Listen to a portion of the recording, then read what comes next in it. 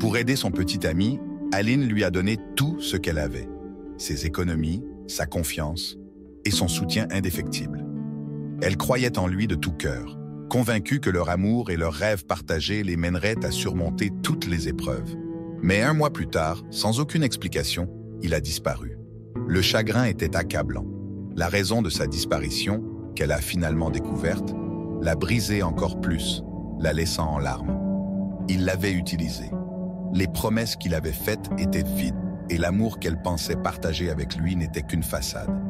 Il avait tout pris et était parti, brisant non seulement son cœur, mais aussi sa foi en les gens. Aline avait toujours été quelqu'un qui choisissait une voie moins valorisée dans un monde qui voyait souvent la beauté et l'intelligence comme mutuellement exclusives.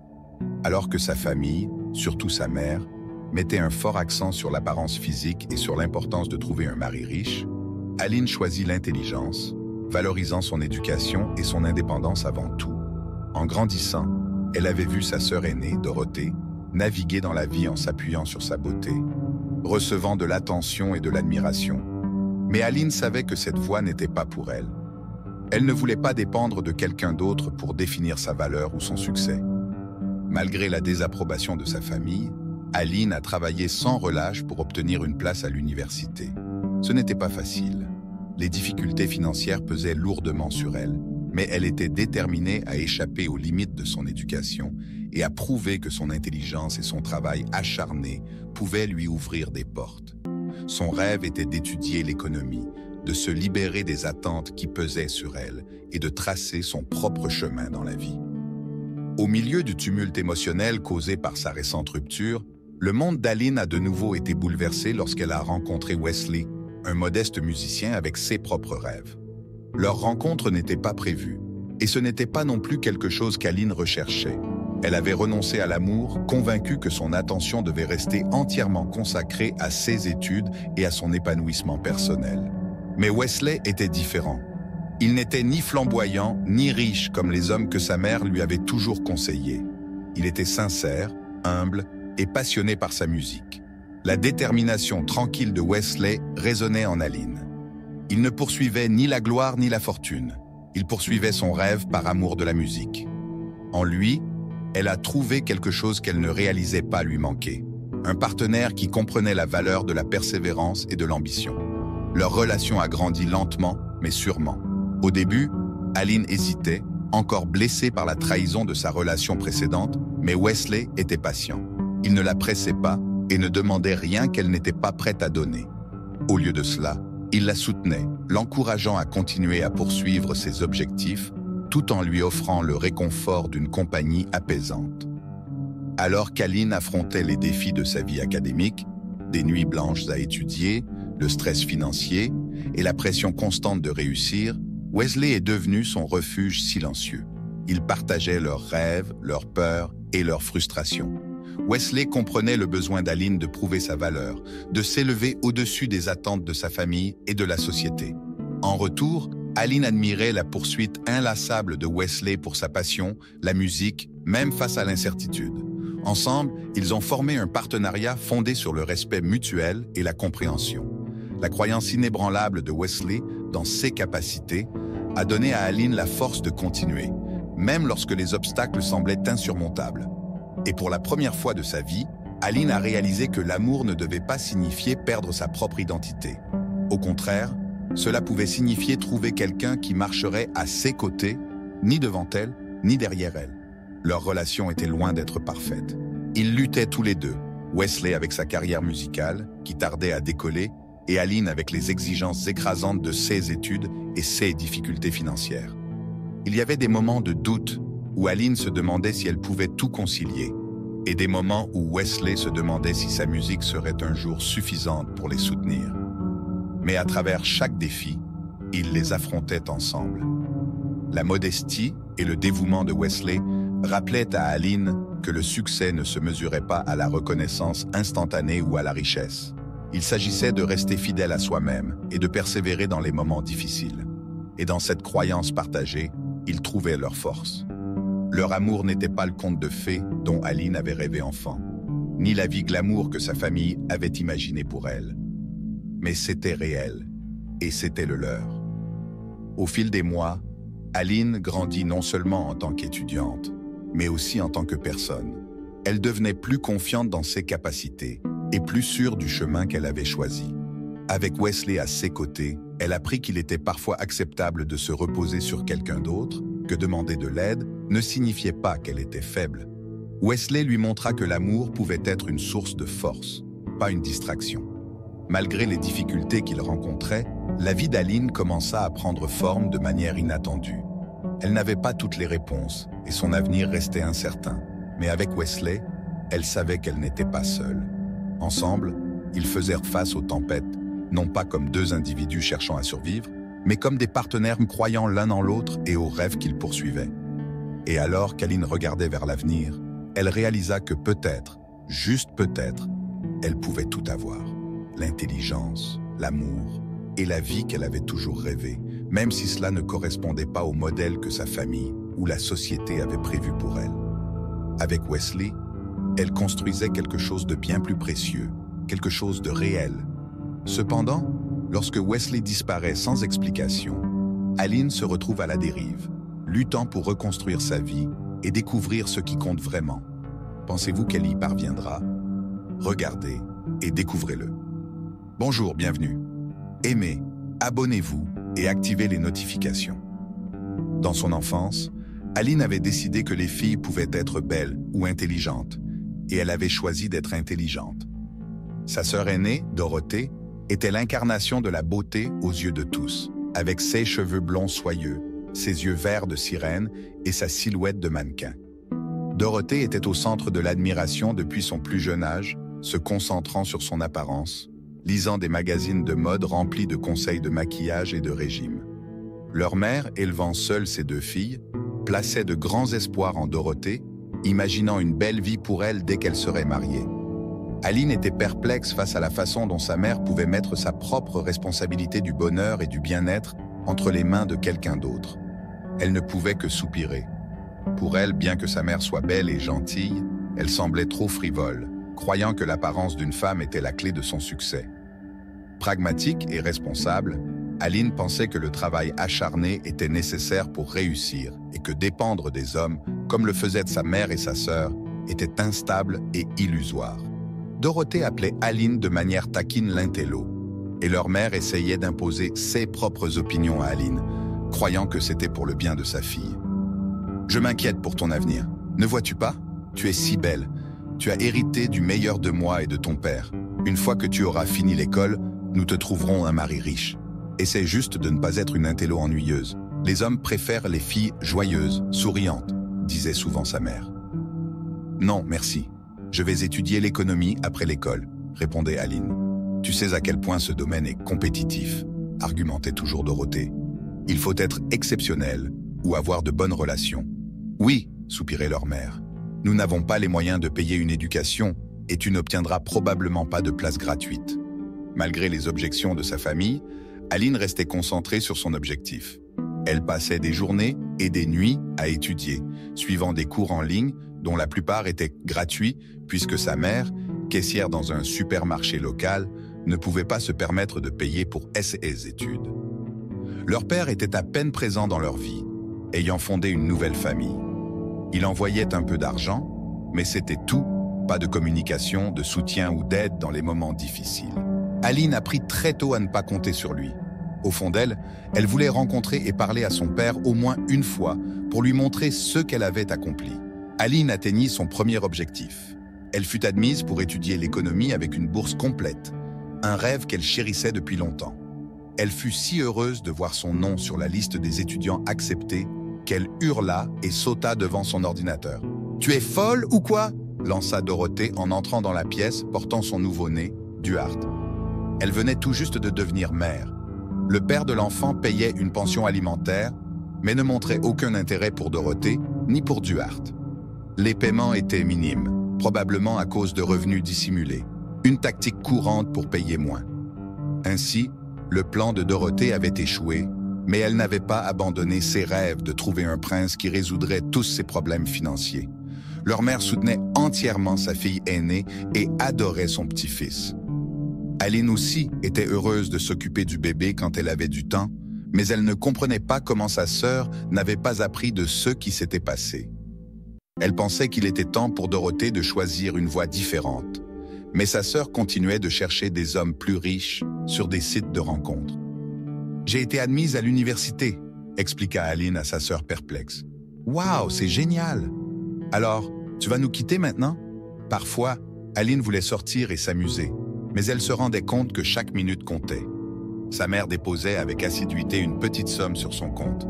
C'était une part importante du salaire de sa mère, et Aline en était extrêmement reconnaissante, bien que ce ne fût pas suffisant pour vivre en ville. C'était le soutien de sa mère qui maintenait Aline à flot. Elle économisait sur tout ce qui était possible, mais restait optimiste.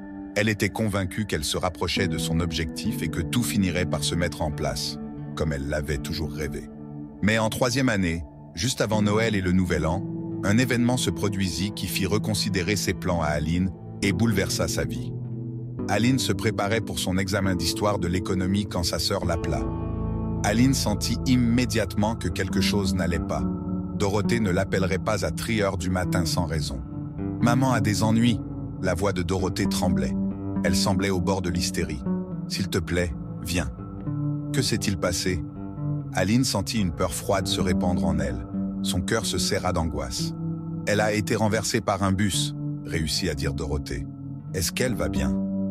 Dorothée était trop bouleversée pour donner des réponses cohérentes, sanglotant et ne parvenant qu'à parler par fragments. Il semblait que l'accident s'était produit plus tôt dans la soirée, mais Dorothée n'avait été informée que quelques minutes auparavant. Aline abandonna immédiatement ses préparatifs d'examen et prit le premier bus pour rentrer chez elle. L'urgence dans la voix de sa sœur l'avait glacée, et tandis que le bus avançait sur les routes familières, son esprit s'emballait avec des scénarios catastrophes. Elle n'avait jamais entendu Dorothée paraître aussi fragile, aussi désespérée. Quand Aline arriva enfin, elle trouva Dorothée dans un état terrible. Ses cheveux étaient en désordre, son visage gonflé par des heures de pleurs et ses yeux rouges et lointains, comme si elle avait pleuré jusqu'à l'épuisement. Elle tenait sa plus jeune fille, Éléonore, qui n'avait qu'1 an à l'époque. À ce moment-là, Dorothée était déjà mère de 3 enfants.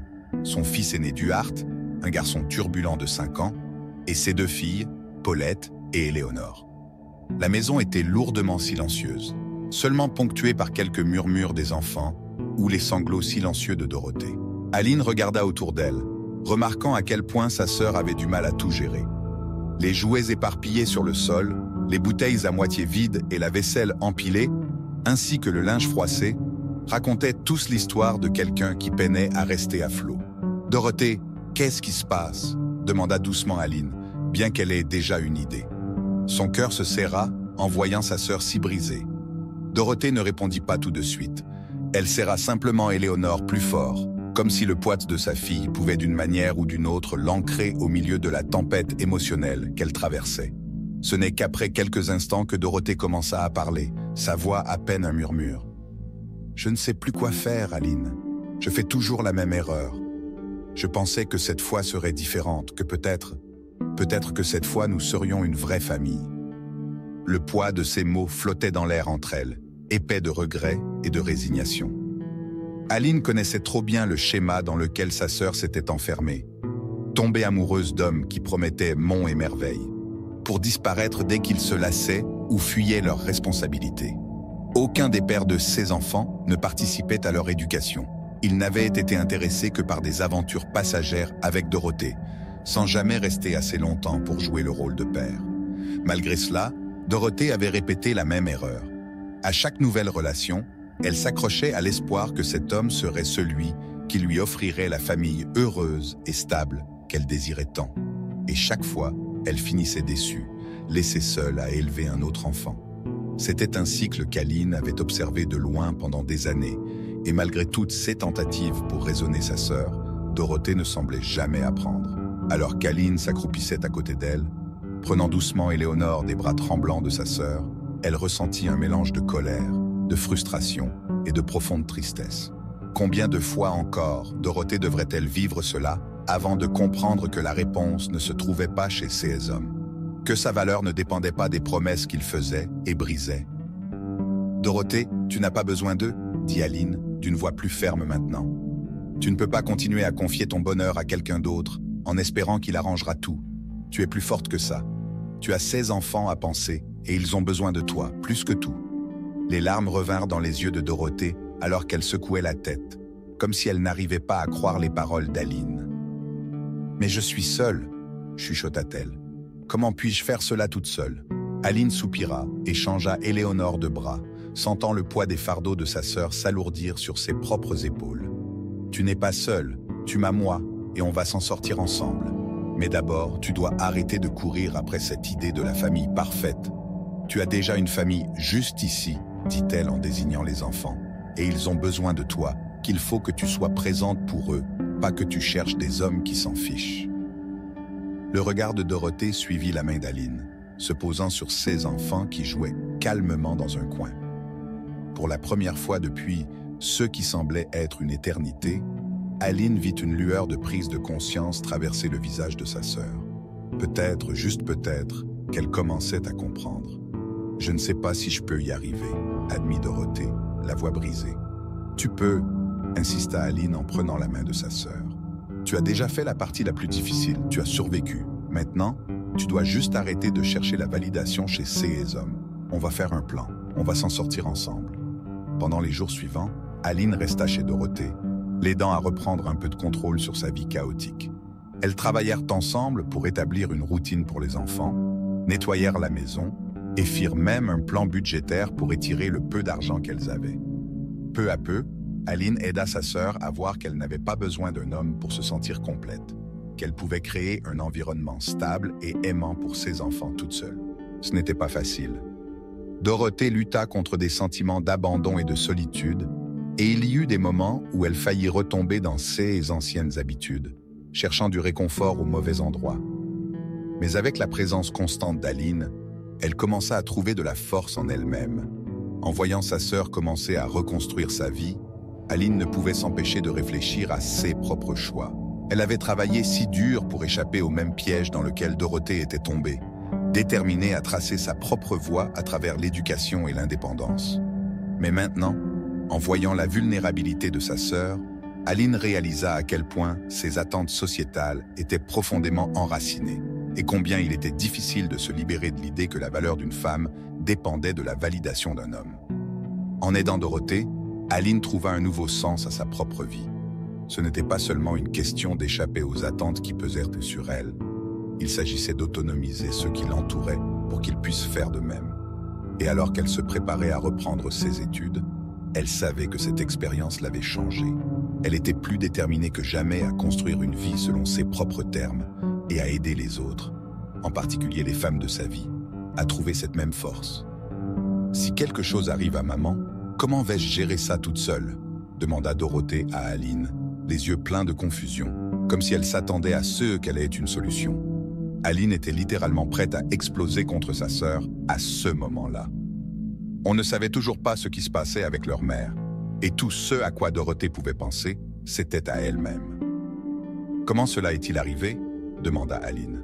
« Je ne sais pas », balbutia Dorothée, faisant les 100 pas avec sa fille dans les bras. « Ils ont dit que maman traversait la rue au mauvais endroit et qu'elle est passée devant le bus.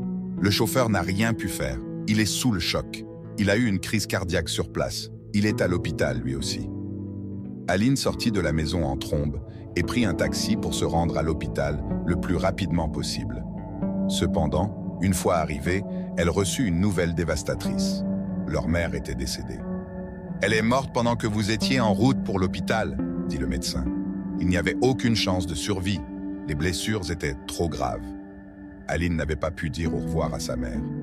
Elle se blâma pour sa réaction lente, pour ne pas avoir été là pour tenir la main de sa mère alors qu'elle était encore en vie, bien que le médecin l'ait assuré que sa mère était dans le coma et n'en aurait pas eu conscience. Organiser les funérailles et soutenir sa sœur aînée tout en gérant son propre deuil fut une tâche difficile. La réalisation la plus douloureuse fut que la personne la plus proche et la plus chère à leur cœur était partie pour toujours. Leur père n'assista pas aux funérailles. Il devait savoir ce qui s'était passé, mais il n'avait jamais pris contact avec ses filles pour leur offrir son soutien. Peut-être pensait-il qu'elles étaient adultes maintenant, toutes deux âgées de plus de 18 ans, et qu'il n'avait plus de responsabilité légale envers elles. À ce moment précis, Aline décida qu'elle ne chercherait jamais à renouer une relation avec lui, même si elle réussissait dans sa carrière. Il avait montré qu'il n'avait besoin ni d'elle, ni de Dorothée, ni de leur mère. C'était la dernière prise de conscience. Leur père était un étranger pour elle. Mais Dorothée était différente. Elle avait besoin de soutien. Elle pleura pendant des jours et Aline la laissa faire, sachant que cela aiderait sa sœur à faire face à la situation. Pendant ce temps, Aline s'occupa de ses neveux et nièces et malgré les circonstances sombres, les enfants lui apportèrent des sourires. Leurs bouffonneries et leurs conversations innocentes rappelaient à Aline que la vie continuait. Cependant, Aline ne pouvait pas rester longtemps avec sa sœur à cause de ses études et retourna rapidement en ville. Ayant désespérément besoin d'argent, elle commença à combiner ses études avec un emploi supplémentaire dans un café. Wesley ne pouvait s'empêcher de sourire. « Nous sommes ensemble depuis que mes parents m'ont ramené de l'hôpital et m'ont présenté Kate, ma sœur. »« Attends, c'est ta sœur ?» Aline rit. « Je pensais que c'était ta copine, c'est pourquoi j'ai décidé d'avoir cette conversation aujourd'hui. »« Sœur, en effet, » dit Wesley, en serrant Aline plus fort et en respirant l'odeur de ses cheveux. Aline et Wesley avaient commencé à sortir ensemble. Wesley aimait la jolie serveuse depuis longtemps, mais n'avait jamais osé l'aborder, pensant que les filles ne seraient pas intéressées par un gars qui n'avait pas encore trouvé le succès. En plus, il était occupé avec son groupe, organisant des concerts. Le groupe commençait à gagner de l'argent avec leur musique et les choses s'amélioraient. Malgré son statut de rockstar, Wesley était timide avec les filles. Il avait beaucoup d'amis avec qui plaisanter, mais Aline était différente. Elle le faisait se sentir spécial, ce qui le rendait nerveux, même s'il avait l'habitude de se produire devant de grandes foules.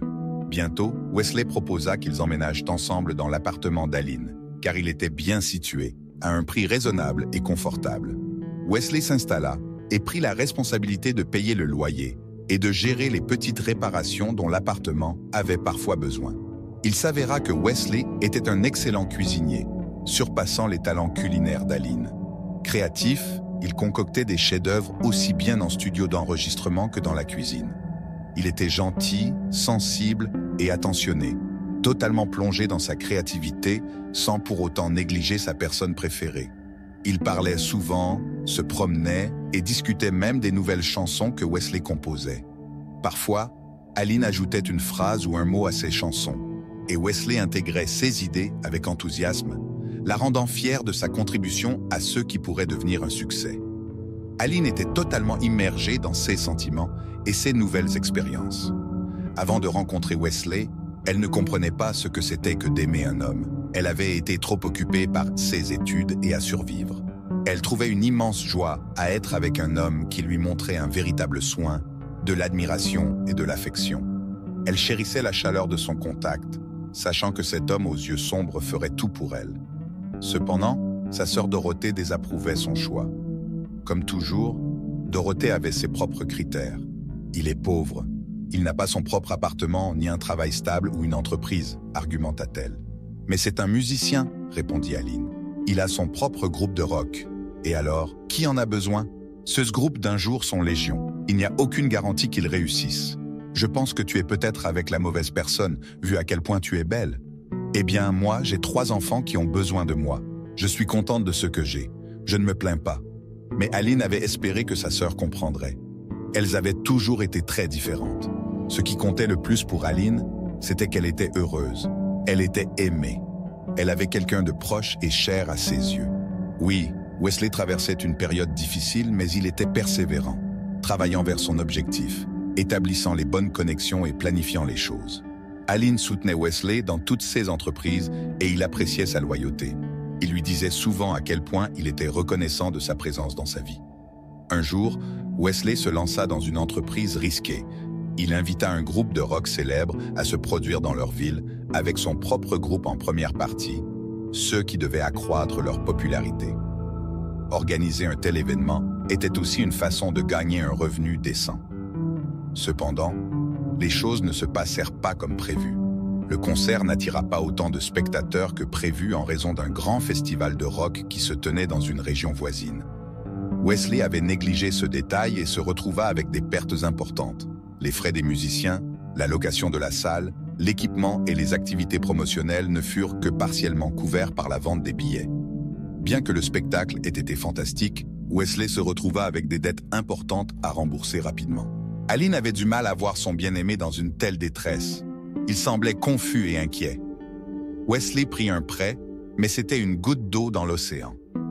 Ses amis l'aidèrent et la situation s'améliora légèrement, mais la dette restait considérable. C'est alors qu'Aline proposa son aide. Elle avait des économies mises de côté pour ses études et fit même quelque chose qu'elle avait longtemps résisté à faire. Elle prit elle-même un prêt. C'était suffisant pour couvrir la dette. Où as-tu trouvé cet argent? Wesley fut surpris quand Aline lui remit plusieurs liasses de billets. Une amie m'a remboursé de l'argent qu'elle m'avait emprunté et la compagnie d'assurance a finalement réglé l'indemnisation de l'accident de ma mère, mentit Aline. Elle savait que si Wesley découvrait que c'était son dernier sou, il ne l'accepterait jamais. Merci. Wesley serra Aline dans ses bras. Je rembourserai tout, tu verras. Bientôt nous réussirons et je te rendrai tout. Wesley régla la dette et continua à travailler avec son groupe, tandis qu'Aline remboursait lentement son prêt. Économiser pour ses études n'était plus une option, et globalement, ses revenus avaient soudainement diminué. Le bar où elle travaillait traversait des moments difficiles, mais heureusement, Wesley prit en charge la plupart des dépenses, achetant les courses et payant le loyer. Cependant, ses revenus étaient instables, consistant en de l'argent provenant de quelques prestations lors d'événements d'entreprise et de petits boulots occasionnels. Malgré cela, Aline ne s'inquiétait pas trop de sa situation financière. Elle se nourrissait de l'attention et des soins de Wesley, lui rendant son amour et son soutien. Elle ne pensait pas trop à l'avenir. Si elle ne pouvait pas retourner à l'université cette année, il y aurait toujours l'année prochaine. L'essentiel, c'était que Wesley était avec elle. Et puis, Wesley a disparu. Non, il n'a pas fui Aline, et rien de terrible ne lui est arrivé. Tout a commencé par un voyage d'affaires. Tu peux y croire, s'exclama Wesley en serrant Aline dans ses bras, ses yeux brillants d'excitation. J'ai été invité à Dubaï pour composer de la musique pour un groupe. Ils m'ont trouvé en ligne, ils ont aimé mon travail et maintenant ils veulent que je les rejoigne. Aline n'en croyait pas à ses oreilles. Elle connaissait bien le groupe dont Wesley parlait. C'étaient des musiciens populaires qui faisaient des tournées à travers le monde. Et ils avaient remarqué Wesley. Ils lui proposaient une collaboration. C'était incroyable. Je vais devoir partir un moment, continua Wesley. Tu te rends compte de ce que ça signifie? Alain comprenait parfaitement ce que cela signifiait. De l'argent, de la célébrité et des opportunités infinies pour le développement de Wesley en tant que musicien. Cela signifiait également des connexions qui pourraient lui ouvrir des portes qu'il n'avait fait que rêver d'ouvrir. Mais cela signifiait aussi qu'il serait séparé pour une période indéterminée. Wesley avait bien précisé qu'il devait partir seul. Il commença à préparer son voyage, cherchant un remplaçant temporaire pour son groupe, s'assurant que son passeport et d'autres documents étaient en règle, et rassemblant les articles nécessaires pour son voyage. Au milieu de tout ce chaos, Wesley était tellement absorbé par l'excitation des changements à venir qu'il en oubliait Alain. Elle l'observait silencieusement, sachant qu'une fois dans ce pays étranger, entouré de nouvelles expériences et de l'euphorie du succès, il l'oublierait. Peut-être qu'il rencontrerait même quelqu'un là-bas. Pourtant, chaque soir, Wesley la rassurait doucement, lui exprimant combien elle lui manquait. « Le temps passera vite, disait-il. On aura des appels vidéo, on sera toujours connectés. En plus, je pourrai enfin nous subvenir correctement. Je te rembourserai. Je sais que tu as besoin de cet argent. Peut-être qu'on pourra même acheter un appartement. Mon groupe sera remarqué et je gagnerai une expérience précieuse. Je gagnerai tellement d'argent. Tout ira bien. » Wesley y croyait vraiment, et Aline voyait bien qu'il ne mentait pas. Mais quelque chose lui disait que les choses changeraient une fois qu'il serait à l'étranger. Wesley ne s'en rendait tout simplement pas encore compte. En fin de compte, tout s'est déroulé exactement comme Aline l'avait anticipé. Wesley appelait tous les jours comme promis, partageant ses expériences de son nouvel environnement. Il était submergé partout, de nouvelles impressions, de nouvelles opportunités. Puis, sans avertissement, il cessa d'appeler. Il ne répondait plus à ses appels, et les longues sonneries non répondues se terminaient toujours par un message disant que la ligne était occupée. Inquiète au début qu'il lui soit arrivé quelque chose de grave, Alain fut rassurée lorsqu'elle vit Wesley se produire avec son groupe sur une chaîne musicale. Il avait l'air différent, plus mature, plus sérieux que d'habitude. De toute évidence, rien ne lui était arrivé. Il avait simplement décidé de commencer une nouvelle vie, coupant les anciens liens, y compris celui avec Aline. Aline espérait encore recevoir un appel de Wesley, une explication, mais il avait complètement disparu de sa vie. Elle prit l'habitude de regarder la chaîne musicale quotidiennement, apercevant de temps à autre Wesley. Il n'était jamais au centre de l'attention, mais la caméra le capturait parfois en arrière-plan. Il y avait souvent une fille avec lui, toujours la même. Peut-être était-elle maquilleuse ou styliste du groupe. Elle était belle et rayonnante, et il semblait probable qu'il y ait quelque chose entre elle et Wesley. Aline ressentit une intense jalousie, non seulement envers Wesley et sa nouvelle petite amie, mais aussi envers sa nouvelle vie, l'excitation, le succès. La douleur qu'elle ressentait était sans précédent, aggravée par la peur de la solitude et le manque de soutien. Ce mélange désagréable d'émotions l'accablait, et ses difficultés financières ne faisaient qu'ajouter à ses soucis. Le maigre salaire d'Aline la maintenait à peine à flot, et la situation s'aggrava lorsqu'elle perdit son emploi au bar, après que celui-ci fit faillite et fut repris par de nouveaux propriétaires, qui le transformèrent en salon de narguilé. Aline se tenait au bord du terrain vide, où la maison de sa famille se trouvait autrefois, fixant l'espace vacant qui ne contenait désormais que des souvenirs. La maison avait été vendue pour couvrir les dettes, et son absence ressemblait au dernier clou dans le cercueil de la vie qu'elle avait connu autrefois. Cet endroit représentait tant pour elle, des rires d'enfance, des leçons difficiles, des rêves forgés dans des moments de calme, et le soutien de la famille qu'elle avait perdu trop tôt. Maintenant, il ne restait plus qu'un terrain vide, un symbole de tous ceux qui lui échappaient. La perte de la maison était un autre coup dur dans une série de malheurs qui semblaient interminables. La vie d'Aline, autrefois pleine de potentiel, s'était récemment effondrée plus rapidement qu'elle ne pouvait y faire face. Elle pensa à Wesley. Il aurait compris combien la maison comptait pour elle. S'il était encore à ses côtés, il aurait su comment la réconforter, peut-être même l'aider à trouver un moyen de la garder. Wesley avait toujours su rendre les choses plus légères, plus supportables. Sa présence avait été une source de force, et la vie semblait plus facile avec lui à ses côtés. Mais Wesley n'était pas là. Il était à des milliers de kilomètres, poursuivant ses propres rêves, et il semblait qu'en cours de route, il l'avait complètement oublié. Aline avait essayé de justifier son silence au début. Peut-être était-il occupé, ou peut-être avait-il perdu son téléphone. Mais alors que les semaines se transformaient en mois sans nouvelles de lui, elle dut affronter la douloureuse vérité. Wesley ne reviendrait pas. Il était passé à autre chose, et elle était laissée seule pour ramasser les morceaux de leur projet commun. Elle pensa au prêt qu'elle avait contracté pour lui, une décision qui pesait maintenant sur elle comme une encre. Quand Wesley lui avait parlé de l'opportunité de signer avec un producteur et de lancer sa carrière musicale, Aline n'avait pas hésité à lui offrir son aide financière. Elle croyait en lui, croyait en leur avenir ensemble, et voyait ce prêt comme un investissement dans cet avenir commun. Mais après la disparition de Wesley, elle se retrouva à porter seule le poids de la dette, sans emploi et sans soutien. Wesley ignorait l'existence du prêt. Il ne savait pas qu'elle avait perdu son emploi peu après son départ, ni qu'elle luttait simplement pour garder la tête hors de l'eau. Même s'il le savait, Aline doutait que cela ait de l'importance pour lui maintenant. Après tout, il n'avait pas donné de nouvelles depuis des mois. Qu'est-ce que ces difficultés pourraient changer pour quelqu'un qui était déjà parti? Le poids de tout cela était écrasant. Elle avait tant donné à Wesley, non seulement financièrement, mais aussi émotionnellement. Elle avait investi son amour, sa confiance et son avenir en lui, pour finalement se retrouver abandonnée sans explication. Le sentiment de trahison la rongeait, mais ce qui lui faisait encore plus mal, c'était de réaliser que malgré tout, il lui manquait encore. Il lui manquait la façon dont il la faisait se sentir pleine d'espoir, la manière dont il parlait de leur vie commune, comme si c'était une promesse inébranlable. Mais des promesses avaient été brisées, et maintenant Aline était laissée seule pour ramasser les morceaux. Ses rêves d'un avenir avec Wesley, la maison où elle avait grandi, son emploi, tout cela avait disparu. Elle se sentait comme un échec, même si elle savait, au fond d'elle-même, qu'elle avait tout fait pour maintenir le cap. Alors qu'Aline se tenait sur le terrain vacant, elle se laissa aller à son chagrin, non seulement pour la maison, mais pour tout. Ce qui lui avait été pris, son amour, sa stabilité, son sens de la direction. Elle avait passé tellement de temps à essayer d'être forte, à essayer d'avancer. Mais maintenant, dans le calme de cet endroit vide, elle se permettait de ressentir tout le poids de ses pertes.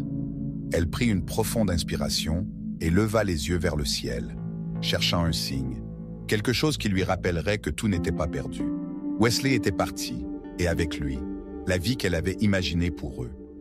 Mais aussi douloureux que cela soit, Aline savait qu'elle devait cesser d'attendre son retour. Elle ne pouvait plus s'accrocher à l'espoir qu'il se souvienne soudainement d'elle et revienne en courant dans sa vie. Ce chapitre était terminé. Il était temps de reconstruire. Sans Wesley, sans la maison, sans la vie qu'elle pensait avoir. Elle avait survécu à des chagrins d'amour auparavant et elle survivrait à celui-ci. Aline essuya ses larmes et jeta un dernier regard au terrain vide avant de tourner les talons.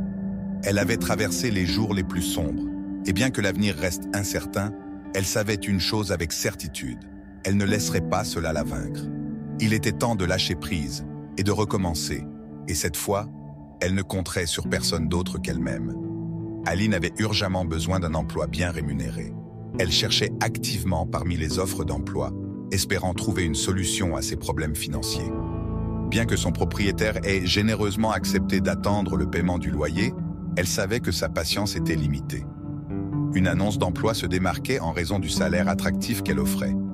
Le poste était celui de soignante pour s'occuper d'une jeune fille malade. L'annonce ne précisait pas la condition de la fille, mais il était clair qu'elle nécessitait des soins 24 heures sur 24, incluant une médication horaire et l'accompagnement à des procédures médicales. Aline avait de l'expérience dans la garde de petits-enfants, grâce à sa nièce et aux enfants de Dorothea. Elle aimait s'occuper de ses neveux et savait comment les divertir. Cependant, cet emploi était différent. Il impliquait un enfant potentiellement gravement malade. Malgré ses hésitations, Aline décida de tenter sa chance. Elle appela le numéro de contact indiqué dans l'annonce et parla à un homme aimable qui lui demanda son âge, sa profession, son niveau d'éducation et son expérience avec les enfants. Après l'appel, elle fut invitée à un entretien. À l'approche de l'entretien, Aline devenait de plus en plus nerveuse. Elle avait désespérément besoin de ce travail et du salaire qui l'accompagnait.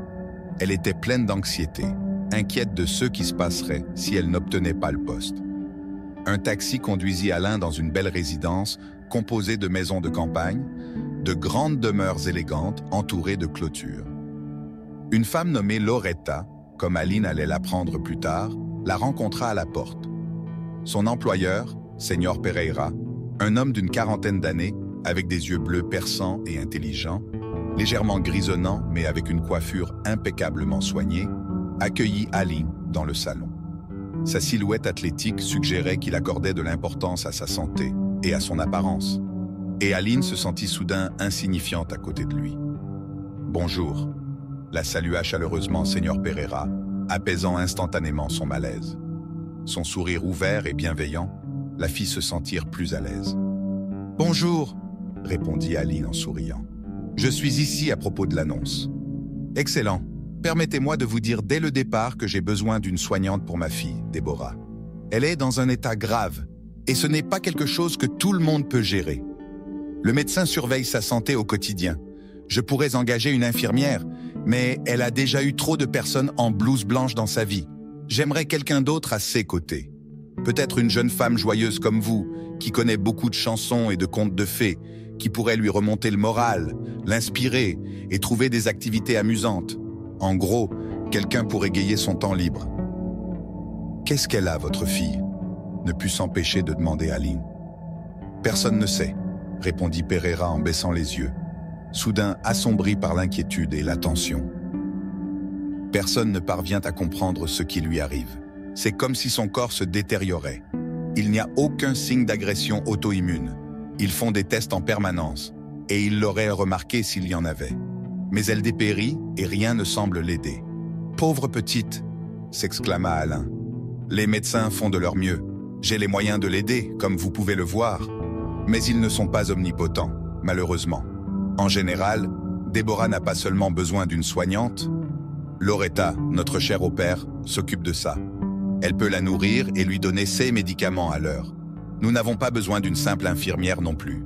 Déborah est suivie par une infirmière qui effectue toutes les procédures nécessaires. Ce dont Déborah a besoin, c'est d'une amie, quelqu'un pour la faire sourire.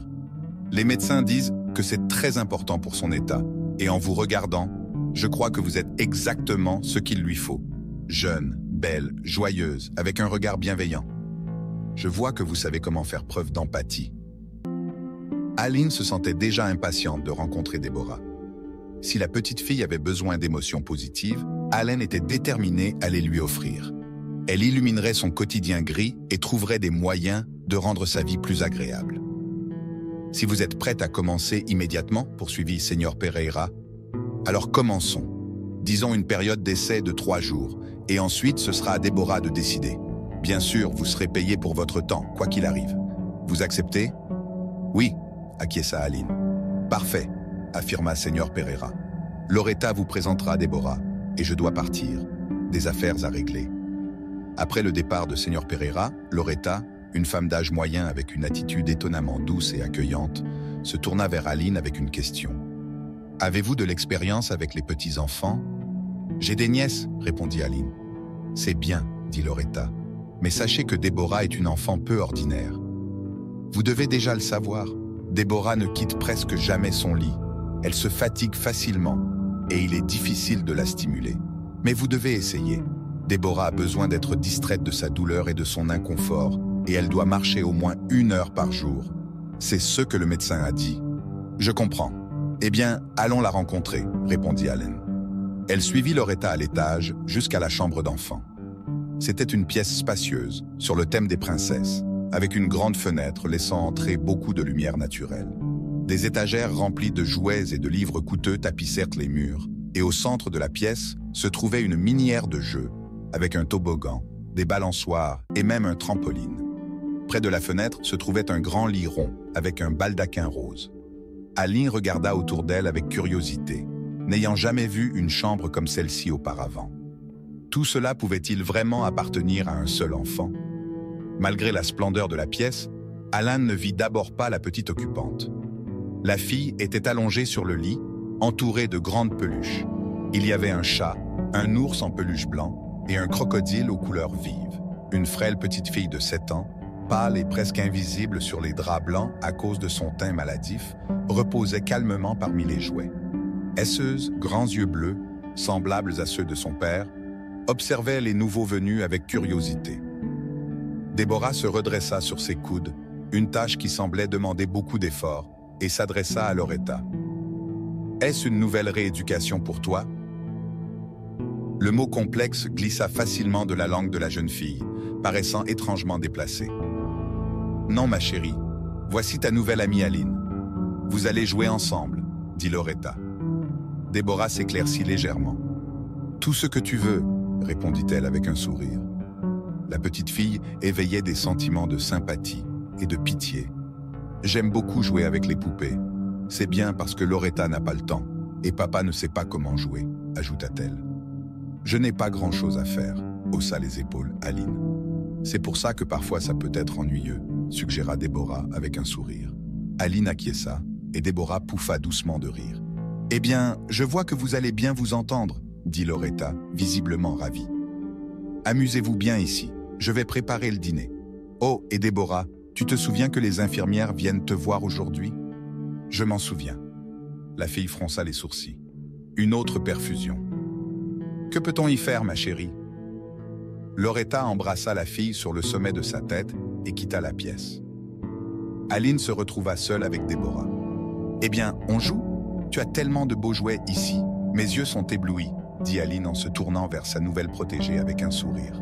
« Mieux vaut que tu me lises quelque chose, » demanda la fille. La brève conversation semblait avoir épuisé le reste de son énergie. Déborah s'enfonça dans les oreillers et tira la couverture sur son corps maigre, bien que la pièce fût chaude. « D'accord, » répondit Aline, choquée par la faiblesse de l'enfant. Les enfants de 7 ans sont généralement pleins d'énergie, comme Duarte, le neveu aîné d'Aline, qui avait le même âge que Déborah. Il ne pouvait pas rester assis 5 minutes, toujours en train d'explorer et d'inventer des choses. S'il était dans cette pièce, il commencerait immédiatement à sauter sur le trampoline ou à descendre le toboggan. Dorothea le surnommait « la machine à mouvement perpétuel ». Ses jeunes sœurs le suivaient partout, mais la pauvre Déborah ne pouvait que rester allongée dans son lit. « Que veux-tu que je lise ?»« Des histoires de princesses. Il y a un livre sur le rebord de la fenêtre. Loretta a commencé à me le lire hier, mais elle n'a pas eu le temps de finir. » C'était un grand livre magnifique, avec des illustrations vives. Cependant, pour Aline, l'histoire semblait stupide, ennuyeuse, prévisible et cliché. Elle n'avait jamais aimé les contes de fées quand elle était enfant.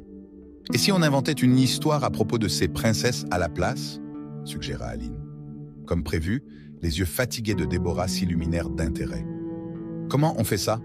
demanda-t-elle pour clarification. « C'est simple, je commence et tu continues. » L'activité captivait Déborah. Elle s'inspira pour inventer des aventures pour la princesse. Elle faisait des courses en voiture, était enlevée par un dragon et plus tard sauvée par un prince. L'imagination de Déborah s'emballait, au point de la surprendre elle-même. Puis Loretta entra dans la pièce avec le déjeuner, une soupe en purée et des pommes de terre bouillies. Mais Déborah bougonna. « Je n'ai pas envie de manger, » dit-elle. « Surtout pas ça. » Loretta regarda Aline, espérant clairement de l'aide. « Laisse-moi la nourrir, » proposa Aline. « Chaque cuillerée sera une nouvelle aventure de princesse. Je les inventerai au fur et à mesure. Qu'est-ce qui se terminera en premier, ta nourriture ou mon imagination ?» Le stratagème fonctionna, et la nourriture fut terminée avant la fin de l'histoire d'Aline. Mais Déborah en voulait plus. Loretta était vraiment heureuse et souriante en quittant la pièce. Un peu plus tard, une infirmière entra dans la chambre d'enfant, et Déborah prit immédiatement un air morose. « La quatrième ?» demanda la fille à l'infirmière avec espoir. L'infirmière hocha la tête avec sympathie. « Je vais le faire rapidement, ne t'inquiète pas, ça ne fera pas mal, et tu pourras te reposer après. Et nous prendrons un café en attendant, » dit Loretta, emmenant Aline à la cuisine, où des tasses de café fumant et une tarte fraîchement cuite les attendèrent sur la table. « Toi et Déborah semblez bien vous entendre, » dit la femme chaleureusement. « Et c'est super. Elle n'aimait pas sa précédente nounou, mais elle t'a tout de suite adopté. J'ai déjà appelé Monsieur Pereira et lui ai tout raconté. Il est très content et heureux. Il m'a demandé de bien prendre soin de toi, et de la petite aussi. » Aline sourit. « J'ai de la peine pour Déborah. Mes neveux sont pleins de vie, et elle ne peut que rester allongée dans son lit et ne peut pas jouer. C'est terrible et injuste. Que disent les médecins? Quelles sont ses chances? » Pas de pronostic, Loretta secoua la tête. Ils ne peuvent même pas poser un diagnostic. Ils n'ont fait que traiter les symptômes. Après le traitement de David, elle ira mieux pendant un moment. Emmène-la se promener après sa sieste de l'après-midi. Monsieur Pereira est-il le père de la fille? Oui. Et où est sa mère? En voyage d'affaires. Elle a un travail très exigeant, donc elle ne peut pas s'occuper de sa fille. Si seulement, Loretta soupira. Rose est partie. L'accouchement a été difficile, et les médecins étaient tellement concentrés sur le bébé qu'ils n'ont pas réalisé que la mère avait besoin d'aide. Le lendemain de la naissance, Rose a eu une hémorragie interne, un KA rare. Ses grands yeux bleus, qui ressemblaient à ceux de son père, observaient les nouveaux venus avec curiosité. Déborah se redressa sur ses coudes, une tâche qui semblait demander un grand effort, et s'adressa à Loretta. « Est-ce une nouvelle rééducation pour toi ?» Le mot complexe glissa avec aisance et familiarité de la langue de la jeune fille, semblant étrangement déplacée. « Non, ma chère, c'est ta nouvelle amie Aline. Vous allez jouer ensemble, » dit Loretta. Déborah s'illumina légèrement. « Tout ce que tu veux, » répondit-elle avec un sourire. La fille évoquait des sentiments de sympathie et de pitié. « J'aime beaucoup jouer avec des poupées, ce qui est bien parce que Loretta n'a pas le temps, et papa ne sait pas jouer, » ajouta-t-elle. « Je n'ai pas grand-chose à faire, » haussa les épaules Aline. « C'est pour ça que ça peut être ennuyeux parfois, » suggéra Déborah avec un sourire. Aline hocha la tête en signe d'approbation, et Déborah gloussa doucement. « Eh bien, je vois que vous allez bien vous entendre, » dit Loretta, vraiment heureuse. « Amusez-vous ici et je vais préparer le dîner. »« Oh, et Déborah, tu te souviens que les infirmières viennent te voir aujourd'hui ?»« Je me souviens. » La fille fronça les sourcils. « Encore une perfusion. Que pouvons-nous faire, ma chère ?» Loretta embrassa la fille sur le haut de la tête et quitta la pièce. Aline resta seule avec Déborah. « Eh bien, on joue ? Tu as tellement de beaux jouets ici que mes yeux en sont éblouis. » Aline se tourna vers sa nouvelle protégée avec un sourire. « Mieux vaut me lire quelque chose ?» demanda la fille. La brève conversation semblait avoir épuisé les dernières forces de la petite. « Déborah s'enfonça dans les oreillers et tira la couverture sur son corps mince, bien que la pièce fût chaude. « D'accord », accepta Aline, choquée par la faiblesse de l'enfant. Les enfants de 7 ans sont généralement pleins d'énergie, comme Duarte, le neveu aîné d'Aline, qui avait le même âge que Déborah. Il ne pouvait pas rester assis 5 minutes, toujours en train d'explorer et d'inventer des choses. S'il était dans cette pièce, il sauterait immédiatement sur le trampoline ou glisserait sur le toboggan.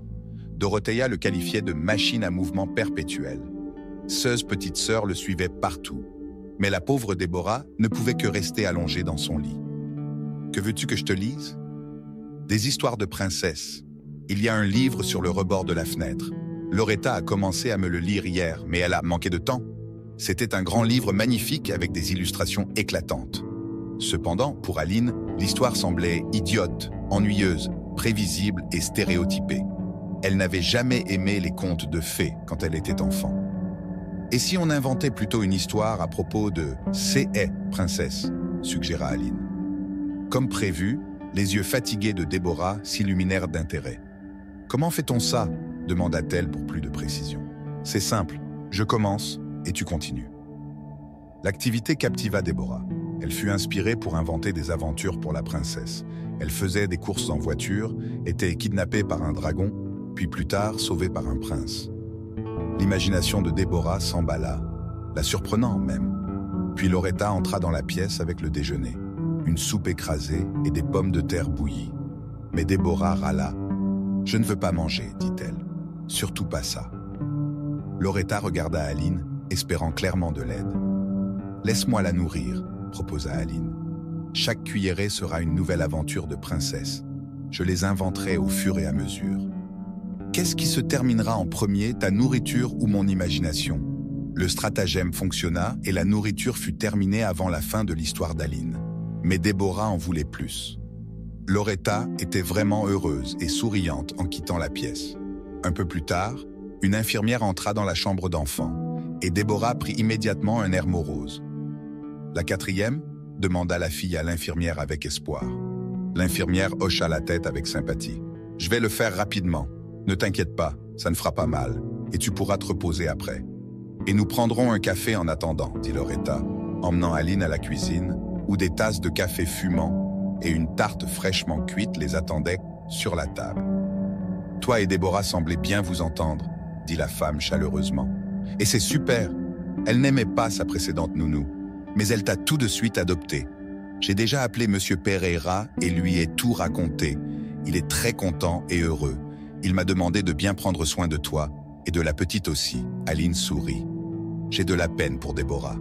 Mes neveux sont pleins de vie, et elle ne peut que rester allongée dans son lit et ne peut pas jouer. C'est terrible et injuste. Que disent les médecins?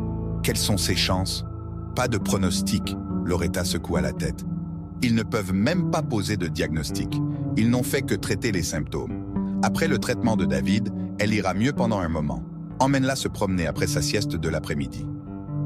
Monsieur Pereira est-il le père de la fille? Oui. Et où est sa mère? En voyage d'affaires, elle a un travail très exigeant, donc elle ne peut pas s'occuper de sa fille. Si seulement... Loretta soupira. Rose est partie. L'accouchement a été difficile, et les médecins étaient tellement concentrés sur le bébé qu'ils n'ont pas réalisé que la mère avait besoin d'aide. Le lendemain de la naissance, Rose a eu une hémorragie interne, un cas rare. Déborah était aussi en soins intensifs. Elle est née prématurément. C'était une période difficile. C'est vraiment triste, acquiesça Loretta. Laisse-moi te raconter toute l'histoire. Il semble que tu sois là pour un moment, alors tu devrais savoir.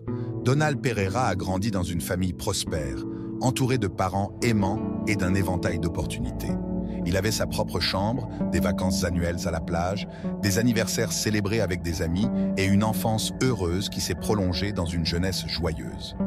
Grâce à l'investissement de ses parents dans son éducation, il est sorti diplômé de l'école avec mention. Il s'était assuré qu'il ait les meilleurs tuteurs pour combler toute lacune dans son apprentissage. Les parents de M. Pereira avaient attendu un enfant pendant de nombreuses années. Lorsqu'ils avaient accepté leur sort, Dieu leur a fait un cadeau inattendu, un fils. Naturellement, Donald est devenu le centre de leur attention, et il n'a jamais eu honte de ses parents plus âgés. En fait, il en était fier. Son père était un homme d'affaires. et sa mère était médecin à l'hôpital. Ils étaient respectés dans toute la ville. À mesure que Donald grandissait, ses parents vieillissaient rapidement. Lorsque Donald était en 3e année d'université, son père est décédé. AVC, soins intensifs, coma, et c'était fini. Soudainement, Donald s'est retrouvé à gérer l'entreprise familiale qui lui avait été léguée en héritage. Bien qu'il ait montré de l'intérêt pour les affaires de son père pendant son adolescence et ait eu quelques connaissances de leur fonctionnement, il s'est fortement appuyé sur un ami de son défunt père. Donald devait jongler avec ses études, les affaires et le soutien à sa mère en deuil, qui était dévastée par la perte de son mari. 3 ans passèrent. Donald Pereira venait tout juste de recevoir son diplôme, de reprendre l'entreprise de son père et de commencer à prospérer. Puis, une nouvelle tragédie survint. Cette fois, ce fut sa mère. Donald se retrouva seul, se sentant désolé et isolé dans la grande maison familiale. Heureusement, Loretta, la gouvernante de longue date de la famille, qui était presque comme un membre de la famille, était là. Elle connaissait Donald Pereira depuis qu'il était bébé et le traitait comme son propre fils. N'ayant pas d'enfant, elle consacrait tous ses soins au jeune homme en deuil. C'était difficile pour lui, observa Loretta en secouant la tête. Il n'était encore qu'un garçon, mais le travail l'a sauvé. Il devait prendre des décisions, organiser des réunions et conclure des affaires. Et au fil du temps, Donald s'est transformé d'un jeune homme inexpérimenté en un homme d'affaires avisé. Il a mûri rapidement, a acquis de l'autonomie et s'est imposé dans le monde des affaires. Bien sûr, il n'y avait rien de particulièrement spécial à ce sujet, continua Loretta. Bien sûr, certaines filles s'intéressaient à Donald. Il était beau et riche, ce qui le rendait désirable. Parfois, il sortait avec quelques-unes d'entre elles, mais je pouvais dire qu'elles n'étaient pas son genre, et je ne les aimais pas non plus. Il semblait qu'elle ne s'intéressait qu'à son argent. Puis, Rose est entrée dans sa vie. Donald rencontra littéralement Rose dans la rue. Elle se dépêchait pour un entretien dans l'entreprise de M. Pereira, comme il le découvrirait plus tard. Rose travaillait comme comptable et venait tout juste d'être licenciée. Elle cherchait donc un nouveau poste. Donald était simplement sorti pour prendre l'air, mais avait également l'intention d'acheter des beignets dans une boulangerie voisine. Alors que Rose tournait le coin précipitamment, elle le heurta. La scène qui s'ensuivit aurait pu être tirée d'un film romantique. Le sac de Rose glissa de son épaule, répandant son contenu sur le trottoir. Donald et Rose s'empressèrent de tout ramasser, pendant que Rose s'excusait à plusieurs reprises. Donald ne pouvait détacher ses yeux de ses magnifiques yeux gris, ce fut le coup de foudre. Lorsque le jeune couple eut ramassé les objets éparpillés et rangé le sac de Rose, ils se relevèrent en même temps, se sourirent, et Donald, en bon gentleman, fit le premier pas. Il demanda le nom de la belle inconnue, puis se présenta. Une véritable romance naquit. Je n'avais jamais vu Donald aussi heureux. Rose était intelligente, compréhensive et gentille, et trouva rapidement un langage commun avec moi. Quelques années après leur rencontre, Donald et Rose se marièrent. Ils formaient un couple merveilleux, harmonieux et heureux. L'amour, la compréhension mutuelle et le respect étaient les piliers de leur relation. Cela me réchauffait le cœur de les voir ensemble. Ils décidèrent de ne pas se précipiter pour avoir des enfants. Ils voyagèrent, travaillèrent et socialisèrent. Mais à ma manière un peu vieille école, je leur conseillais de ne pas attendre trop longtemps. Je voulais m'occuper de leur enfant, mais Donald et Rose avaient vécu pour eux-mêmes trop longtemps. 5 ans après leur mariage, ils ne voulaient pas encore d'enfants. Pas tout de suite, mais plus tard, quand ils seraient satisfaits de tout. Puis vint la nouvelle de la grossesse de Rose, qui fut inattendue, mais accueillie avec joie par tout le monde. « Eh bien, il est temps, » conclut Rose. L'enfant a décidé de ne plus attendre. « Dieu merci !» s'exclama Loretta. « Je pense que vous aurez un garçon. Vous êtes encore plus belle, Rose. Les filles volent la beauté de leur mère pendant la grossesse. » Cependant, Loretta se trompait. Une échographie confirma que Rose attendait une fille en bonne santé et forte. La grossesse de Rose, cependant, fut difficile. Au départ, elle lutta contre la toxoplasmose, qui finit par disparaître, mais d'autres problèmes surgirent. Hypertension, œdème. Alors que le bébé se développait bien, la santé de Rose se détériorait. Elle perdit du poids, perdit l'appétit et resta souvent alitée. Rose, d'ordinaire énergique, n'avait même pas la force de descendre les escaliers. Finalement, l'accouchement de Rose commença bien plus tôt que prévu. Malgré les tentatives du médecin de retarder la naissance, Déborah arriva prématurément et en état de faiblesse. Elle ne pleura pas, ne fut pas placée sur la poitrine de Rose et ne fut même pas montrée à sa mère. Le processus est différent lorsqu'il s'agit de nouveau-nés qui auraient dû rester encore au moins 2 mois dans le ventre. Déborah fut immédiatement emmenée en soins intensifs, luttant pour sa vie. Rose, quant à elle, semblait aller bien au début. Elle était épuisée par l'accouchement et inquiète pour sa fille. Son anxiété était évidente et parfaitement compréhensible. Après avoir examiné Rose et n'avoir trouvé aucune anomalie, les médecins l'ont transférée dans une chambre. Cependant, des symptômes graves sont apparus trop tard pour être traités. Donald et moi étions tellement inquiets pour le bébé. Loretta était au bord des larmes. Même 7 ans plus tard, le souvenir restait douloureux. Nous avions peur que notre petite fille ne survive pas. Elle était née prématurément et était extrêmement faible. Et puis, quand Donald a reçu l'appel le lendemain matin l'informant que sa femme était décédée d'une hémorragie interne, il ne l'a pas cru au début. Il pensait que la nouvelle concernait Déborah. Son esprit refusait d'accepter ce qu'il entendait. Déborah, cependant, a survécu. C'était une fille forte, mais Rose, elle était partie. Donald a dramatiquement vieilli dans les mois qui ont suivi, dormant à peine et mangeant encore moins. J'avais peur qu'il abandonne, mais il s'est accroché. Il devait tenir le coup pour Déborah. Mais en réalité, il nourrissait initialement des sentiments envers sa fille, lui reprochant ceux qui étaient arrivés à Rose. Il savait qu'il avait tort, mais il ne pouvait s'en empêcher. Il était juste en colère contre elle, c'est tout. Déborah est sortie de l'hôpital et une nounou a été engagée pour s'occuper d'elle, car quelqu'un devait veiller sur le bébé. Loretta était trop âgée pour cela. Elle jouait joyeusement avec Déborah, la promenait dans le parc en poussette et lui parlait beaucoup. Elle était la seule à offrir à la nouveau-née l'amour dont elle avait besoin.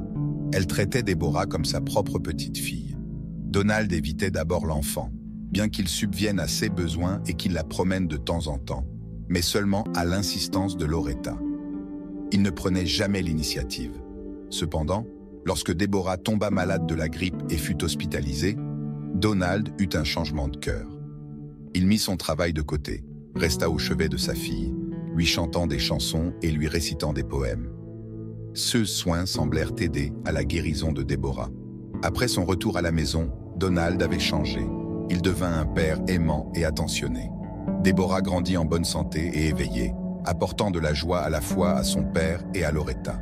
Malgré cela, Loretta s'inquiétait de la solitude de Donald. Elle avait l'impression qu'il ne trouverait le bonheur que lorsqu'il rencontrerait la bonne femme. Maintenant, c'était une tâche très difficile. La femme que Donald choisirait devait aimer et accepter Déborah. Sinon, il n'y aurait pas d'union. Eh bien, Dieu a entendu mes prières, sourit Loretta. Donald a Karina. Elle est magnifique. On ne peut pas détacher les yeux d'elle. Elle est aussi intelligente et a une fille un peu plus jeune que Déborah. Ils forment une famille merveilleuse. Karina avait trouvé un emploi chez Donald et tout avait commencé lors d'une fête d'entreprise. C'est l'histoire habituelle. Karina était gentille avec Déborah, les emmenant souvent, elle et sa fille cadette, dans des parcs d'attractions ou au cinéma.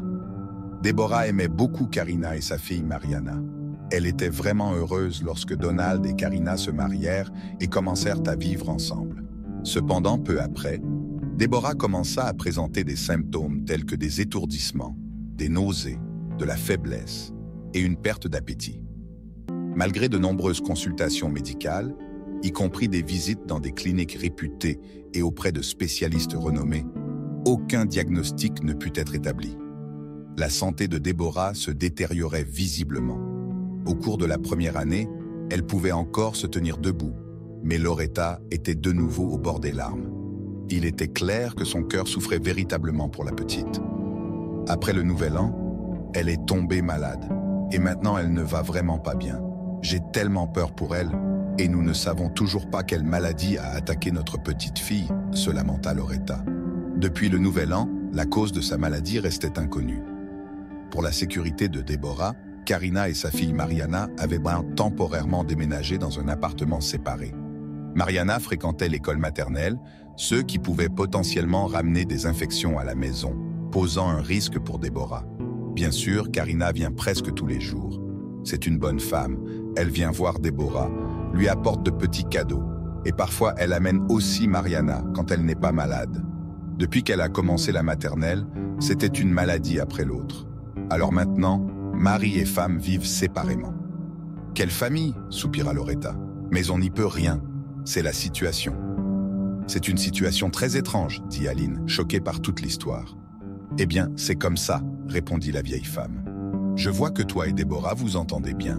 C'est une bonne chose, elle sera plus heureuse avec toi à ses côtés. » Les jours passèrent, et Aline vivait désormais dans la chambre attenante à la nurserie de Déborah. Cependant, Déborah demandait souvent à sa nounou de rester dans sa chambre pendant la nuit, où il y avait un canapé très confortable. Elle parlait avant de dormir, se tenant par la main. Aline réalisait à quel point cela comptait pour Déborah, qui manifestement avait soif d'attention, malgré la présence de plusieurs adultes. Señor Pereira, un père très attentif et aimant, était également un interlocuteur agréable. Il parlait fréquemment de Déborah, et il écoutait toujours Aline avec attention, sans jamais interrompre ou être en désaccord, posant des questions pertinentes. Aline fut aussi présentée à Karina. Loretta avait raison.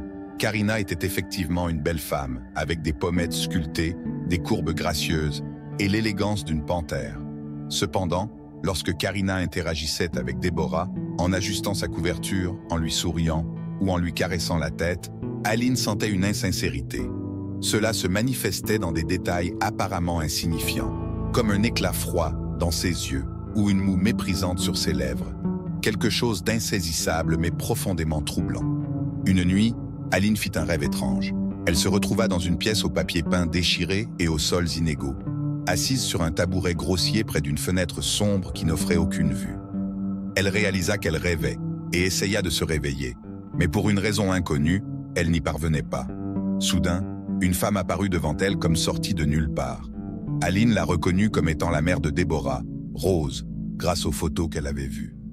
Rose sourit tristement et regarda Aline avec des yeux chaleureux et doux.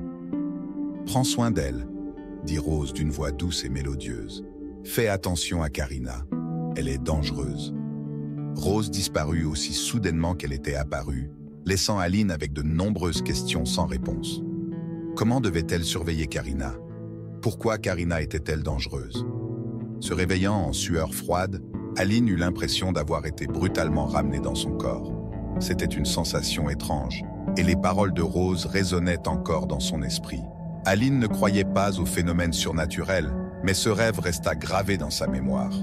Le lendemain, Karina ne vint pas, bien qu'Aline s'y attendît.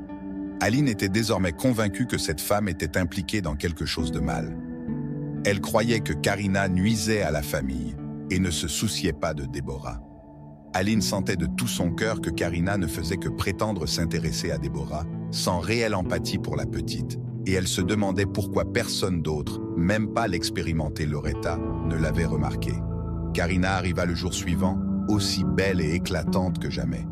D'abord, elle salua Déborah avant de se diriger vers la cuisine. « Déborah a soif, » dit Karina en regardant Loretta. « Laisse-moi lui préparer un chocolat chaud. »« Repose-toi, je vais m'en occuper, » s'empressa de dire Persia. « Non, je peux le faire.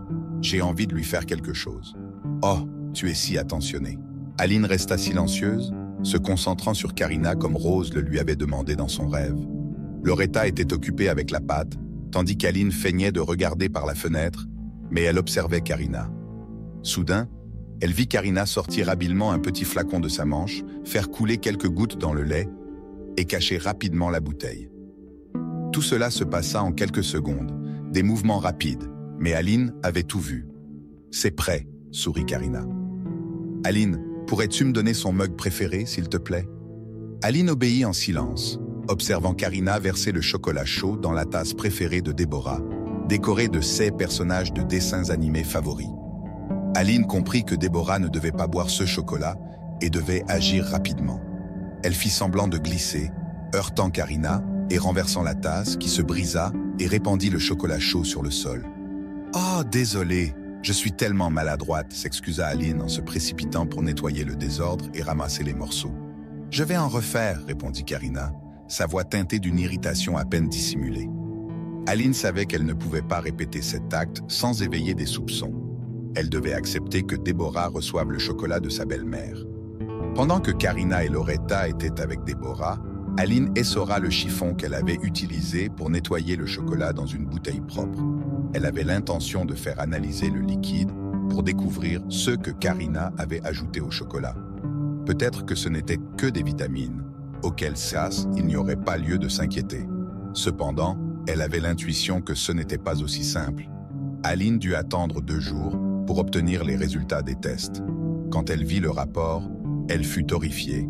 La boisson contenait un poison mortel, provoquant des symptômes semblables à ceux de Déborah. C'était comme un horrible conte de fées.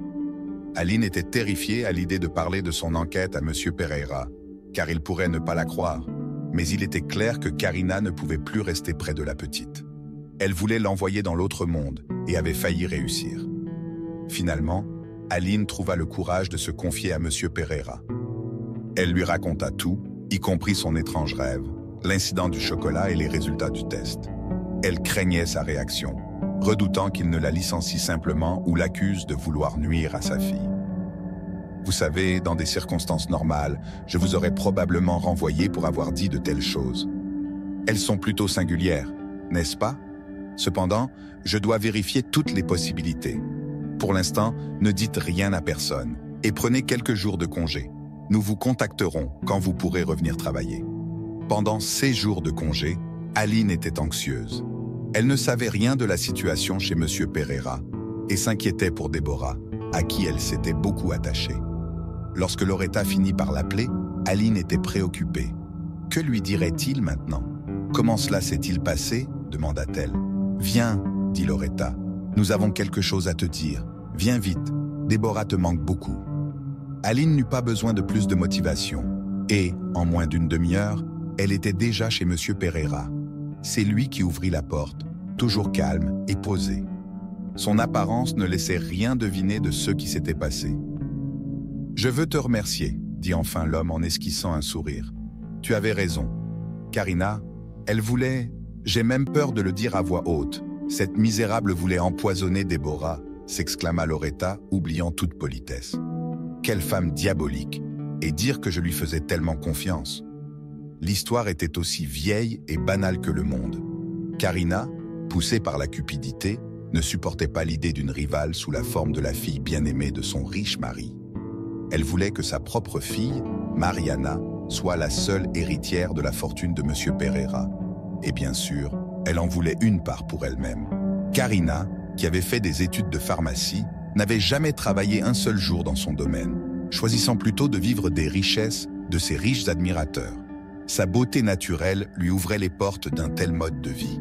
Les connaissances acquises à l'université lui suffisaient pour élaborer un plan visant à envoyer sa belle-fille détestée dans la tombe. Un poison, difficile à détecter dans le sang ou les tissus, à moins de le chercher spécifiquement. Karina incorporait la substance toxique dans les repas qu'elle préparait pour Déborah, rendant la petite fille de plus en plus faible, s'éteignant lentement. « Je n'arrive pas à y croire, c'est incompréhensible. » Loretta peinait à se calmer. Aline compatissait, et en effet, les actes de Karina étaient monstrueux. Comment pouvait-elle faire cela à une enfant sans défense? Déborah lui faisait confiance, l'aimait. M. Pereira installa des caméras de surveillance dans la cuisine, et c'est ainsi que l'on découvrit que Karina ajoutait du poison dans la nourriture de Déborah à chaque fois. Karina fut également prise sur le fait. Elle était maintenant sous enquête. Mariana fut prise en charge par son père, qui avait longtemps voulu passer du temps avec sa fille, mais Karina l'avait empêché de toutes les manières possibles. « Mariana ira bien », rassura Loretta. « L'enfant n'est pas responsable de ce que sa mère avait prévu de faire. »« Et comment va Déborah » demanda Aline. « Déborah va bien », répondit une voix joyeuse derrière elle. Elle se retourna et vit les yeux de Déborah, et bien qu'elle fût encore mince et pâle, elle avait suffisamment de force pour se déplacer dans la maison. Les médecins ont assuré un rétablissement rapide.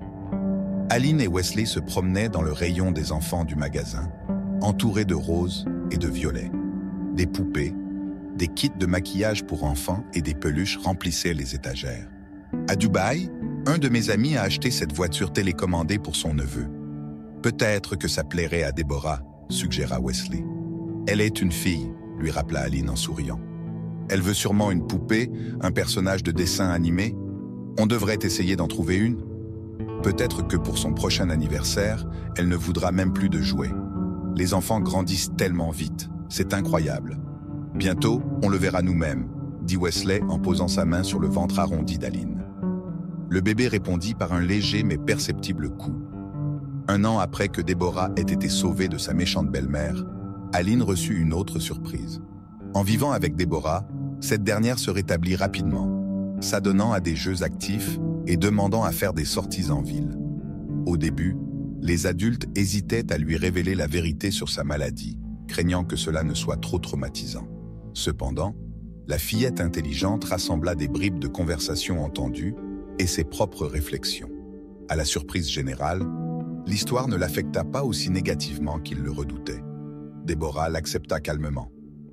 C'est comme dans les contes de fées, haussa-t-elle les épaules. En septembre, Déborah retourna à l'école avec ses camarades.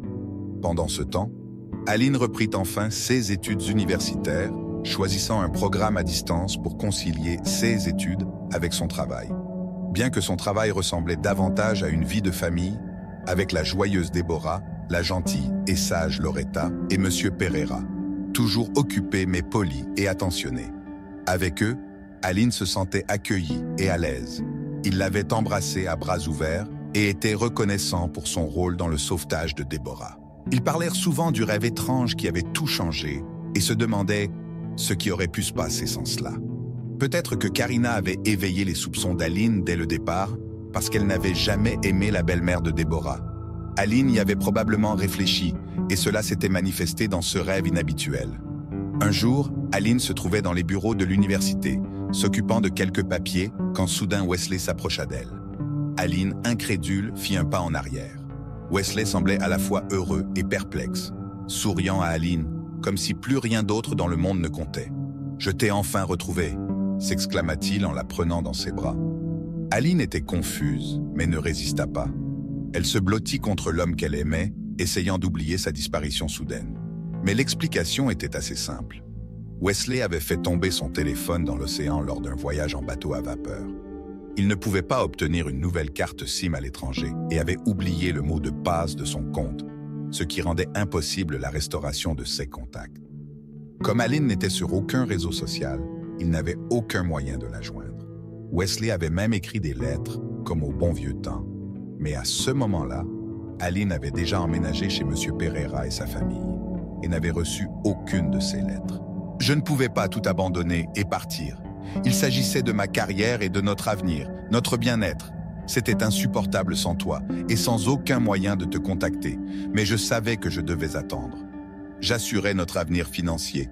Une fois cela fait, je comptais te rejoindre et tout expliquer.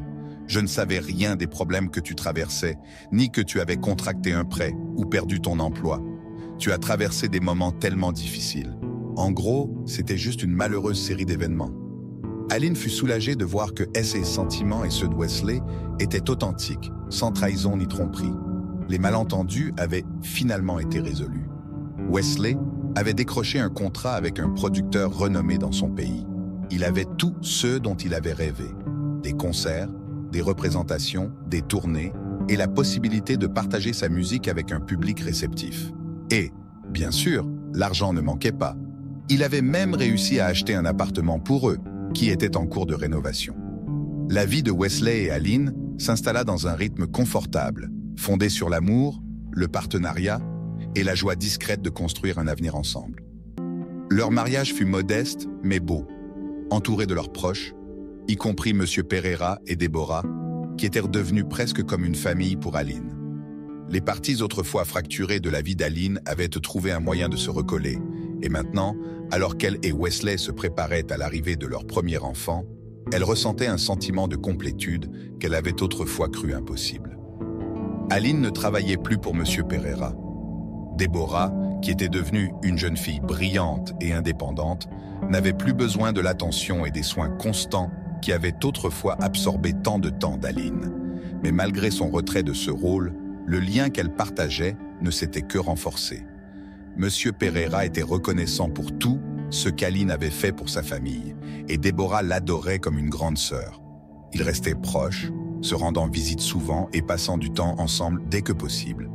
À l'approche du 9e anniversaire de Deborah, Aline et Wesley se retrouvèrent dans un endroit familier, un magasin de jouets rempli de poupées colorées, de livres et de jeux.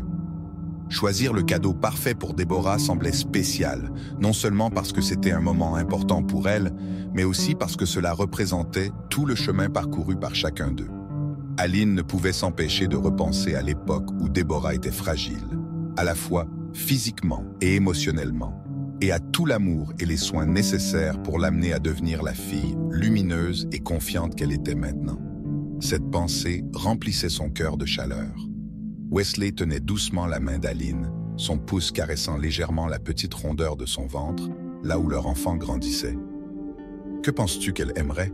demanda-t-il, sa voix pleine d'excitation tranquille. Aline sourit, reconnaissante pour son attention. Wesley avait embrassé Deborah autant qu'elle, et cela signifiait beaucoup pour Aline qu'il soit aussi impliqué dans ces moments qu'elle. « Elle est dans une phase d'art et de bricolage en ce moment, » répondit Aline en scrutant les étagères. Peut-être qu'on pourrait trouver quelque chose avec lequel elle peut créer, quelque chose qui laisse libre cours à son imagination. Wesley acquiesça, son regard se déplaçant des jouets vifs aux cadeaux plus doux et réfléchis sur une autre étagère. « Que penses-tu de ça? Un kit de création de bijoux? Elle pourrait fabriquer ses propres bracelets, colliers. Je suis sûr qu'elle adorerait. » Le visage d'Aline s'illumina. « C'est parfait. Deborah aime tout ce qui est créatif, et de cette façon, elle pourra créer des choses pour elle-même ou pour ses amis. » Ils prirent le kit, inspectant les perles et breloques colorées à l'intérieur. Cela semblait être le cadeau idéal, quelque chose qui représentait non seulement l'indépendance grandissante de Deborah, mais aussi son esprit nourricier et bienveillant, des traits qu'Aline avait vus s'épanouir au fil des années. En se dirigeant vers la caisse, la main de Wesley trouva à nouveau le ventre d'Aline, un geste protecteur devenu une seconde nature pour lui depuis qu'ils avaient appris qu'ils attendaient un enfant. « Bientôt nous choisirons des cadeaux pour notre propre petit », dit-il doucement, avec un mélange de fierté et d'émerveillement dans la voix. Aline sourit, ressentant un léger frémissement dans son ventre. « J'ai hâte. C'est fou de penser à tout ce qui a changé. Il y a eu un moment où je n'étais pas sûr que tout cela soit possible. La guérison de Deborah, notre retrouvaille, la construction de cette vie. Parfois, tout cela semble irréel. » Wesley la serra contre lui, déposant un doux baiser sur sa tempe. « C'est réel et c'est à nous. Nous avons parcouru un long chemin, mais nous l'avons fait ensemble. » Ils quittèrent le magasin, main dans la main, le cœur rempli de gratitude pour le chemin qui les avait conduits jusqu'ici. Les événements qui avaient autrefois semblé des obstacles insurmontables avaient, de bien des façons, façonné la vie qu'ils vivaient maintenant. Une vie remplie d'amour, d'espoir et de nouveaux commencements. Aline et Wesley savaient que leur chemin n'avait pas été facile, mais il les avait menés à un endroit de paix et d'épanouissement qu'ils n'auraient jamais imaginé. Le jour de l'anniversaire de Deborah, le petit jardin de la maison de M. Pereira fut transformé en une célébration de couleurs et de joie. Des ballons flottaient dans la brise et une table était dressée avec tous les encas préférés de Deborah. Aline et Wesley arrivèrent tôt, le kit de création de bijoux enveloppé dans du papier coloré, prêt à lui offrir le cadeau qu'ils avaient choisi avec tant de soin. Lorsque Deborah l'ouvrit, ses yeux brillèrent de bonheur. « J'adore !» s'exclama-t-elle, serrant Aline dans ses bras avant de se tourner vers Wesley pour lui offrir la même étreinte pleine de gratitude. « Merci, j'ai hâte de commencer à fabriquer des choses. » Aline regardait Deborah montrer avec enthousiasme le kit à ses amis, faisant déjà des plans pour les bijoux qu'elle créerait. La scène remplissait Aline de fierté et d'un doux sentiment d'accomplissement. Le bonheur de Deborah était un rappel que toutes les épreuves qu'ils avaient traversées en valaient la peine. Plus tard dans la soirée, alors que le soleil commençait à se coucher et que la fête touchait à sa fin, Aline se retrouva à côté de M. Pereira, observant Deborah jouer avec ses nouveaux amis. L'homme plus âgé lui sourit chaleureusement. « Elle a tellement grandi, n'est-ce pas? »« Elle a grandi, » acquiesça Aline. « Je suis tellement fière d'elle. »« Et de toi, » ajouta M. Pereira, sa voix pleine de gratitude. « Tu as été un tel cadeau pour notre famille, Aline. Je ne sais pas comment nous aurions fait sans toi. » Aline secoua la tête, submergée par l'émotion. « J'ai été tout aussi bénie par vous tous. Déborah, toi, la vie que j'ai maintenant. Je suis tellement reconnaissante. À la fin de la soirée, Aline et Wesley quittèrent la fête avec un sentiment de contentement. Ils avaient construit quelque chose de beau, non seulement pour eux-mêmes, mais aussi pour les personnes qu'ils aimaient. Avec un bébé en route, un partenariat solide et des amitiés durables, Aline savait qu'ils avaient tout ce dont ils avaient besoin pour le prochain chapitre de leur vie. Le 9e anniversaire de Déborah avait marqué bien plus qu'une année de plus.